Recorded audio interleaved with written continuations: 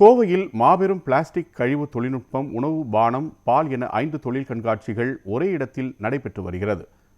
கோவை கொடிசியா வளாகத்தில் பிளாஸ்டிக் மறுசுழற்சி தொழில்நுட்பம், உணவு, பானம் மற்றும் பால் துறைகளுக்கான 5 தொழில் கண்காட்சிகளை அமைச்சர் மனோ தங்கராஜ் திறந்து வைத்தார்.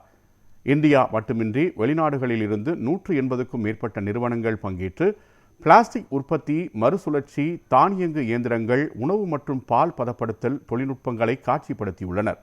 70 ஆண்டுகளுக்கு மேலான தேயிலை வர்த்தக அனுபவம் கொண்ட சன் டிப்ஸ் பிராண்டும் இதில் பங்கேற்றுள்ளது. அந்த பை ப்ராடக்ட்ஸ் அவங்க பண்ணுவதற்கான தேவையான மெஷின்ஸ் போன்றவையெல்லாம் அதை தெரிந்து வைக்க வேண்டிய ஒரு தேவை இருக்கிறது.